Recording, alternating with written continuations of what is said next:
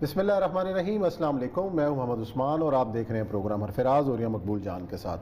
ناظرین، اطلاعات یہ ہیں کہ طالبان افغانستان کے دارالحکومت کابل کے نواح پر پہنچ چکے ہیں اور روزانہ سرنڈرز کے واقعات سامنے آ رہے ہیں، اور یہ خود سرنڈر کر رہی ہے افغان فوج، لیکن عالمی میڈیا سے یہ خبریں آپ کو غائب نظر آ رہی ہیں۔ کئی ویژولز ہیں سوشل میڈیا میں بھرے پڑے ہیں، لیکن اس ساتھ ہی ساتھ دنیا ایک نئے خطرات پیدا ہوتے ہوئے دیکھ رہی ہے کہ وہ یہ کہہ رہی ہے کہ اگر طالبان نے افغانستان کے اوپر اس طریقے سے قبضہ کر لیا تو پورا ریجن جو ہے پھر عدم استحکام کا شکار ہوگا۔ کیا واقعی ایسا ہونے جا رہا ہے، اور اس ریجن کے اندر کیا نیا کھیل کھیلا جانے والا ہے، اس پر ہم کریں گے بات اپنے پہلے سیگمنٹ کے اندر۔ ساتھ ہی ذکر ہوگا کہ گزشتہ دنوں سینٹ نے گھریلو تشدد اور ممانعت کا بل منظور کیا۔ اس پہ اپوزیشن کے ایک سینیٹر ہیں جناب مشتاق احمد خان، انہوں نے اعتراضات کیے۔ کیا اعتراضات تھے، اس بل کے مضمرات کیا ہو سکتے ہیں، اس پر کریں گے بات، اور پروگرام کے آخر میں ذکر ہوگا کہ private medical and dental colleges کی ایسوسی ایشن کو کیا ایشوز ہیں نئے پی ایم سی آرڈیننس سے، اور کیا قوانین پی ایم سی نافذ کرنا چاہ رہی ہے، اور حکومت ان اداروں کی اور اس شکایت کیوں نہیں سننا چاہ رہی، سٹیک ہولڈرز کو اعتماد میں کیوں نہیں لینا چاہ رہی، اس پر کریں گے بات۔ لیکن بڑھتے ہیں اپنے پہلے موضوع کی جانب۔ اور یہ صاحب بالآخر جو خبریں آ رہی تھیں کہ جی اتنے صوبے قبضہ کر لیے اور سرنڈرز ہو رہے ہیں، اب تو کابل کے نواح تک پہنچ گئے ہیں، اور ہم نے آج سے تقریباً جب ٹاکس شروع ہوئی تھی ایک سال پہلے، تو ہم نے یہ کہا تھا کہ افغانستان کے عوام 40 سال سے اپنے اچھے اور برے کی تمیز کرنا جان چکے ہیں۔ ان کو پتہ ہے کہ کون تھے جو ہمیں لوٹتے تھے، ان کو پتہ ہے کہ کون تھے جنہوں نے ہمارے گھروں کو آگ لگائی، ان کو پتہ ہے کہ کون تھے کہ جنہوں نے ہماری اخلاقیات کو تباہ و برباد کیا، اور کون تھے جو چور تھے، ڈاکو تھے، ہیروئن لے کے آئے، جنہوں نے سمگلنگ کی اور جو لوٹ مار کے افغانستان سے چلے گئے اور جو پوری زندگی باہر رہے۔ یہ وہ تمام لوگوں کو بہت آنکھوں سے انہوں نے دیکھا۔ وہ پاکستان میں بیٹھا ہوا عمران خان نہیں ہے کہ جہاں بیٹھ کے یہ سجیشن دیتے ہیں خان صاحب کہ وہاں اگر وسیع البنیاد حکومت نہ ہوئی تو افغانستان میں امن نہیں ہوگا، تباہی ہو جائے گی۔ خان صاحب کو میں ایک مشورہ دوں، 70 سال سے یہ ملک لوٹا جا رہا ہے، آج اگر وہ پیپل پارٹی کے ساتھ سندھ میں حکومت بنائیں مل کے، وسیع البنیاد بنانی ہے نا، اچھا پنجاب کے ساتھ نون لیگ کے ساتھ حکومت بنائیں، کے پی کے میں مولانا فضل الرحمان کے ساتھ حکومت بنائیں، اور فیڈرل گورنمنٹ میں ساروں کے ساتھ مل کے بنائیں، تاکہ اس ملک میں لوٹ مار ختم ہو۔ عمران خان صاحب کی جو شاندار قسم کی سیاسی بصیرت کا ایک ہی حل ہے کہ افغانستان کے طالبان ان کو یہی سجیشن دیں کہ بھائی جان پہلے یہ اپنے ملک پہ نافذ کرو، اور فوراً گردان شروع کر دیں گے، یہ تو NRM مانگتے ہیں، NRM مانگتے ہیں، NRM آپ کریں گے؟ نہیں کریں گے۔ اس لیے نہیں کریں گے کہ آپ کہیں گے مجھے اپنے ملک کا زیادہ پتا ہے۔ اس لیے خان صاحب طالبان کو بھی اپنے ملک کا زیادہ پتا ہے، بلکہ طالبان کو نہیں، افغانستان کے بچے کو پتا ہے۔ تاریخ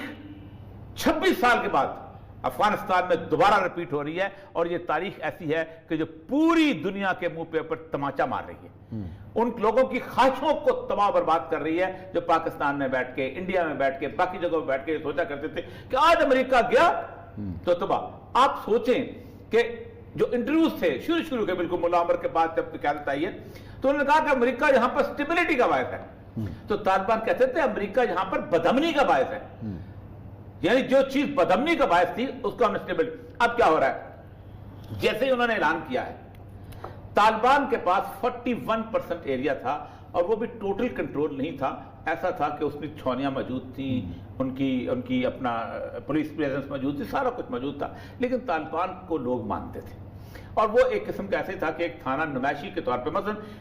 لشکرگاہ کا تھانہ نمائشی کے طور پہ تھا، غزنی کا، پکتی کا، ان لوگوں جو بارڈر صحیح ہے۔ اس وقت حالت یہ ہے کہ پاکستان کے پورے بارڈر کے اوپر طالبان کا کنٹرول ہے،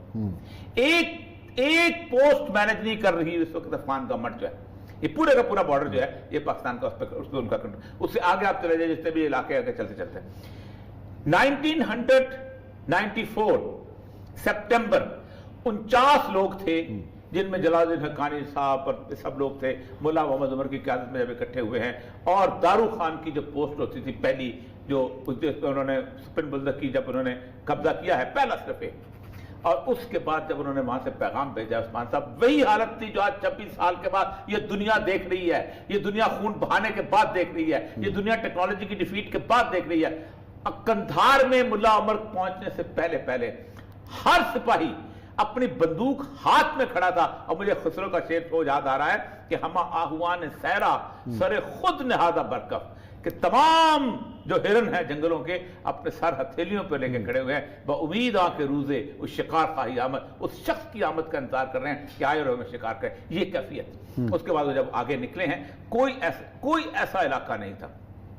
اوپر چلتے جاتے تھے شمال کی طرف، جنوب کی طرف، مشرق، آگے جب مغرب کی طرف نکلتے تھے، کابل تک پہنچتے اس میں ایک اور آتا ہوں جو سب سے امپورٹنٹ ترین چیز تھی کہ اس ساری کیفیت کے اندر جس دن طالبان وہاں پر پہنچے ہیں، احمد شاہ مسعود تاجکستان گیا ہے، اور تاجکستان میں اس کو انڈیا کے 3 لوگ جو تھے انٹیلیجنس کے ملے، اور وہاں اب تو اس سے کھلی ہوئی حقیقت بن چکی ہوئی ہے، اور احمد شاہ مسعود کو باقاعدہ وہاں سے آرم سپلائی کیا۔ دوستم،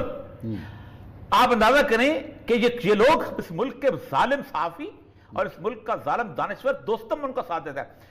8000 طالبان اس نے مارے تھے دشت لیلہ میں۔ دشت لیلہ میں تو بند کیا تھا، میں آپ کو بتاؤں جو انہوں نے اس شہر کے اندر مارے تھے۔ 3000 طالبان کا گردن کاٹتے تھا وہ شخص، اور گردن کاٹنے کے بعد اس کے پٹرول چھڑک کے آگ لگاتا تھا، وہ کٹی ہوئی گردن سے طالبان کی لاش تڑپتی تھی، اور سارے کے سارے لوگ بیٹھ کے، جن کو آپ جو کہتے ہیں کہ آج بڑے امن کے لوگ ہیرو بنا کے بیٹھے ہوئے یہ امن لے کے آئے، ان کی سپورٹ کرتے ہو تم لوگ، اور وہ 3000 میدان کے اندر ہی ہوا تھا۔ پھر اس کے بعد میں نے اس زمانے تو کالم بھی لکھا تھا اس کے بڑے تفصیل سے کہ کنٹینرز کے اندر بھر کے 1500 کے قریب طالبان جو بھیجے گئے تھے، جن کو راستے میں چھوڑ دیا گیا تھا، اور وہ کنٹینر میں اب صورتحال یہ ہے کہ دوستم صاحب جو ہیں وہ تاجکستان میں بیٹھے ہوئے ہیں، صحیح بیمار ہیں۔ اشرف غنی جو ہے بھیک مانگنے امریکہ چلا گیا ہوا ہے، عبداللہ بھی چلا گیا ہوا ہے۔ یہ وہ لوگ ہیں جو سمجھتے ہیں کہ شاید ہمیں امریکہ کیا دے گا، وہاں جب گئے ہیں اب کیا ہوگا، کیا لے کے۔ اچھا، پھر کمال کی بات ہے، اس ملک کے اندر کچھ دانشوروں کو میرا خیال یہ ہے کہ دوبارہ ان کا مینٹر جو ہے نا وہ کرانا چاہیے کہ جی ایک دفعہ امریکہ چلا گیا تو وہ جو ہے نا لوکل وہ بھائی امریکہ اپنی طاقت کے باوجود، اپنی مائٹ کے باوجود، اپنا سیٹلائٹ کنٹرول کے باوجود، اپنی ٹیکنالوجی کے باوجود، اپنی نائٹ ونگ ڈیوائسز کے باوجود، اپنے ڈرونز کے حملوں کے باوجود نہیں طالبان کو شکست دے سکا۔ تم سمجھتے ہو یہ جو مانگے تانگے کی ٹیکنالوجی والے لوگ، یہ بھیک منگے لوگ جنہوں نے 20 سال، اور آپ اندازہ کریں عثمان صاحب، خدا کی قسم جس طرح کی ذلت، جس طرح کی رسوائی، جس طرح کا جیسے کہتے ہیں دنیا پوری کے اندر بدترین قسم کا امیج بنا ہے، آپ نے 20 سال امریکیوں کے ساتھ مل کے آپ نے اپنے قوم کا خون بہایا، حامد کرزئی سے لے کے عبداللہ صاحب، انہوں نے آپ کو طالبان سے مذاکرات کرتے ہوئے چوکیدار کی اس جگہ پہ کھڑا نہیں کیا، انہوں نے یہ بھی نہیں کہا، آج بھی نہیں کھڑا کیا۔ انہوں نے اپنی جب وڈرال پالیسی بنائی ہے، جس طرح کا خط بلنکن نے حامد کرزئی کو لکھا ہے، اس طرح اشرف غنی کو اس طرح کا خط لوگ اپنے مرادموں کو نہیں لکھتے، اس طرح کا خط لوگ اپنے۔ اچھا چلیں اب سینیریو میں بات کر لیتے ہیں کہ آج طالبان سٹیٹمنٹ آئی ہے پورے دنیا کے میڈیا کے سامنے۔ عثمان صاحب، میں اور آپ دونوں ہم وٹنس ہیں، اکتوبر میں جس دن امریکی افواج کولاب کے راستے داخل ہوئی تھی، یہ پاکستان کے 80 چینل اور دنیا کا ہر چینل ان کو دکھا رہا تھا۔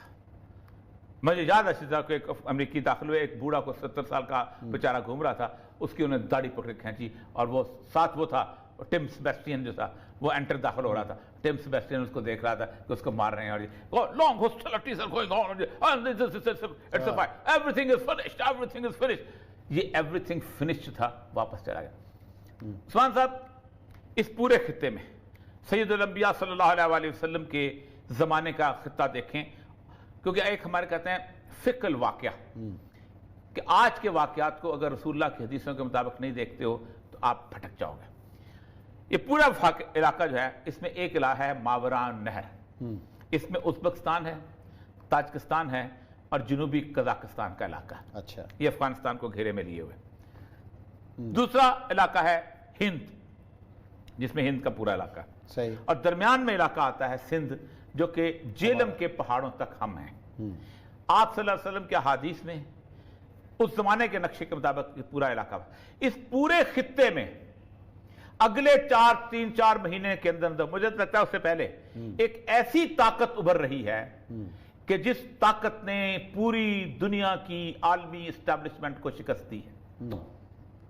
گزشتہ 100 سال میں کوئی ایسی قوت نہیں ہے کہ جس نے عالمی اسٹیبلشمنٹ کو شکست دی ہو۔ یہ قوت اس حد تک طاقتور ہے طالبان کی، جو رسول اللہ کے زمانے کے خراسان میں نکل رہی ہے، اس حد تک طاقتور ہے کہ جس کے مقابلے میں کل ہم نے ایٹم بم گنے تھے، ٹھیک ہے جی، کہ 26,000 ایٹم بم روس کے پاس اور 23,000 ایٹم بم امریکہ کے پاس تھے، دونوں ان ایٹم بموں کو بغل میں دبا کے شکست کا شکار تھے، ان کے ایٹم بم کسی کام نہیں آ سکے تھے، شکست کھائے۔ اس کا مطلب یہ ہے کہ ان کا اعتماد کس لیول پہ ہوگا۔ یہ وہ طاقت ہے کہ جو اب ڈکٹیٹ کرے گی اس ملک۔ چلیں یہ دیکھتے ہیں سارے کہ قربانیوں کو ثمرات کیا ہوتے ہیں اور امن کا جو سورج ہے کب طلوع ہوتا ہے، اور ہمیں بھی اس کا انتظار ہے۔ یہ لیتے ہیں بریک، اور بریک کے بعد آئیں گے اور ذکر کریں گے اس اہم بل کا جو سینٹ نے منظور کیا، اس میں کیا نقائص ہیں اور کیا خوبیاں ہیں، اس پر کریں گے بات۔